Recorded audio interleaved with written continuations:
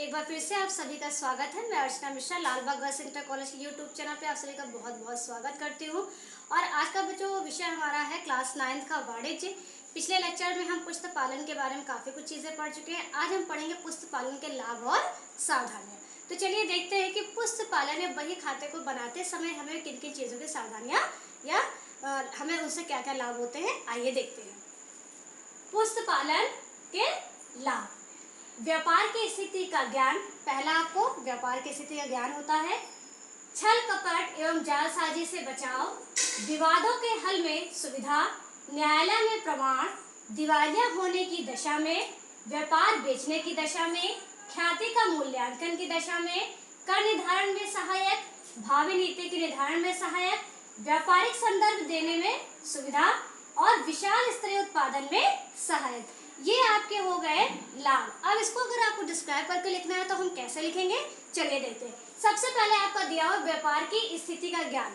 व्यापारी कोई भी कार्य करता है, उसका कार्य करने का उद्देश्य क्या होता है कि वो कितना लाभ या कितना हानि कर रहा है, इसका ज्ञान होना बहुत जरूरी है। इसलिए व्यापारी अपने यहाँ इन पुस्तकों को रखता है जिससे वो वर्ष के अंत में जान सके कि लाभ हो रहा है या तो हानि हो रही है।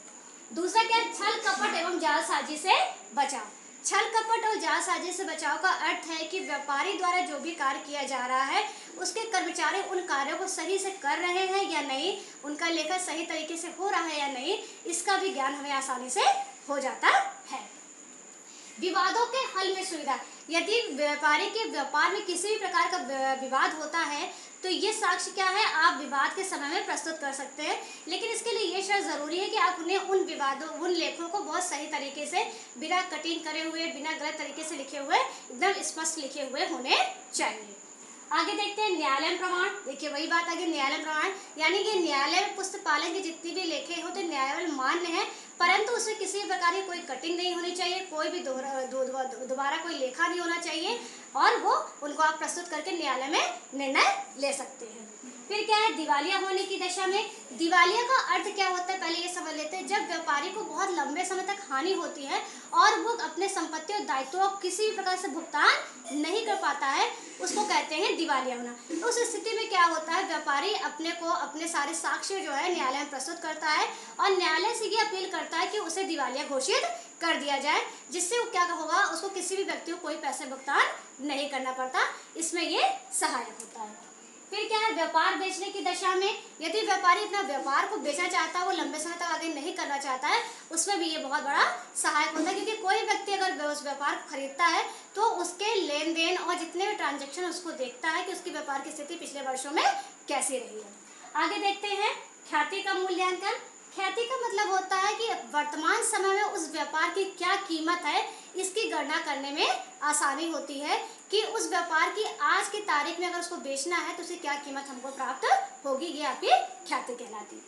फिर है कर निर्धारण सहायक। हम व्यापार कर रहे हैं तो व्यापार का कार्य ही होता है कि हमें सभी प्रकार के करों का भुगतान करना पड़ता है। इससे क्या होता है, अगर आपने लेखा नियमित रूप से किया है तो आपको ये आसानी रहता है कि वर्ष के अंत में या बीच में आपको उत्पादन में जो भी आपको कर देने हैं वो आप आसानी से दे सकते हैं। भावी नीति के निर्धारण में सहायक। भविष्य में यदि आपको व्यापार करना है तो भविष्य में आप कौन कौन से व्यापार की नीतियां या कौन कौन से चीजों को अपने व्यापार में आप आगे लाना चाहते हैं, उसका भी निर्धारण करने में लेखे बहुत सहायक होते हैं। फिर है व्यापारिक संदर्भ देने में सुविधा। यदि आपको व्यापार के संदर्भ में किसी को कोई भी जानकारी देनी है, किसी व्यक्ति को आप व्यापार बेच रहे हैं, तो आप अपने पिछले लेखों के आधार पर उसको संदर्भ दे सकते हैं कि आपके व्यापार का क्या स्थिति रही है। विशाल स्तरीय उत्पादन में सहायक। यदि आप अपने व्यापार में एक ज़्यादा उत्पादन करना चाहते हैं या व्यापार को अपने बढ़ाना चाहते हैं तो आप किन किन चीज़ों को और लाएंगे या किन किन चीज़ों को शामिल करेंगे अपने व्यापार में, इसका भी निर्णय लेने में सहायक होती है कि जो चीज़ें आपके व्यापार में कम थी या जो इन चीज़ों के बारे में आपने लेखा किया उसके बाद क्या क्या चीज़ें आप आगे एड ऑन करेंगे। नेक्स्ट है सावधानियाँ। व्यापारिक स्वरूप के। अब आप बही खाता बनाते समय कुछ सावधानियाँ भी आपको रखनी जरूरी है। पहला क्या है, व्यापारिक स्वरूप। आपको लेखा पुस्तक रखने से पहले ये बहुत ज़रूरी है कि आप अपने व्यापार की स्थिति देख लें कि आप एक अकेले व्यापार करेंगे, साझेदारी का व्यापार करेंगे या किसी कंपनी की स्थापना कर रहे हैं। जैसे आपका व्यापार होगा उसी प्रकार से आप लेखे के लिए पुस्तकों को रखेंगे। फिर क्या है सतर्क नियंत्रण। सतर्क नियंत्रण का अर्थ होता है कि आपके यहाँ जो कर्मचारी हैं वो ठीक से कार्य कर रहे हैं या नहीं कर रहे हैं, किसी प्रकार की त्रुटि कर रहे हैं, छल कपट कुछ भी कर रहे हैं, उसके लिए भी आपको सतर्क रहने की बहुत ज़रूरी होती है और उनको समय समय पर उन लेखों को देखने की भी ज़रूरत होती है। नेक्स्ट है उचित प्रणाली का चुनाव। आपको चुनाव करते समय यह बहुत ध्यान रखना है कि आपका व्यापार का स्तर क्या है।